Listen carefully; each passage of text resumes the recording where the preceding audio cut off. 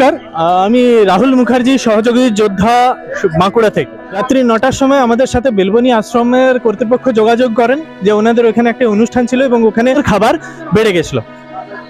আমরা রাতারাতি যুদ্ধকালীন তৎপরতায়, যেমনটা সহযোগী যোদ্ধার বরাবরেরই সেই তৎপরতার সঙ্গে আমরা এসে পরে বাঁকুড়া সম্মিলনী মেডিকেল কলেজে আজকে উপস্থিত হয়েছি। এখন রাত্রি প্রায় 11:15 এবং এখনো আমাদের সঙ্গে বহু মানুষ যুক্ত হয়েছেন খাবারের জন্য।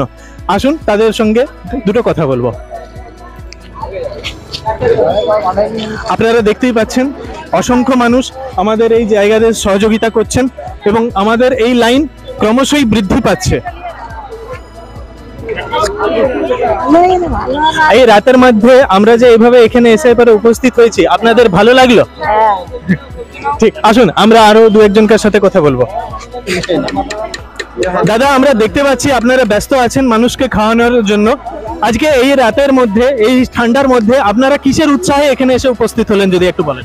মানুষ যাতে খেতে পায় ভালো করে, যেমনটা আপনারা দেখতে পাচ্ছেন মানুষের সহযোগিতায়, মানুষের মধ্যে সহযোগী যোদ্ধার সমস্ত কর্মীবৃন্দ, সমস্ত ভলেন্টিয়ার্স আজকে এখানে। নমস্কার স্যার, আপনার নামটা স্যার? আমার নাম হচ্ছে তপন ব্যানার্জি।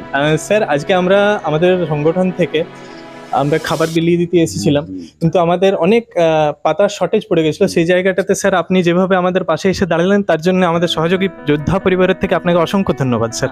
ওটা মানুষের ওটা সব মানুষের থাকে নাই, মানবিকতা থাকে নাই, কিন্তু আমি মানুষের পাশে থাকি, মানুষকে ভালোবাসি এবং আমিও এইরকম ধরনের কাজ করি মানে কি, আমি human rights Bankura district committee secretary. বাহ স্যার, সে তো খুবই ভালো স্যার।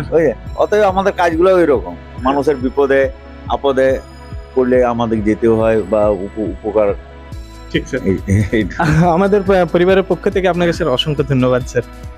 আজকে মানুষের স্বার্থে আমাদের এইখানে অবস্থান, আমরা চাইবো মানুষের পাশে সবসময় থাকতে। ধন্যবাদ, আমাদের সঙ্গে যুক্ত হন, সাপোর্ট করুন সহযোগী যোদ্ধা।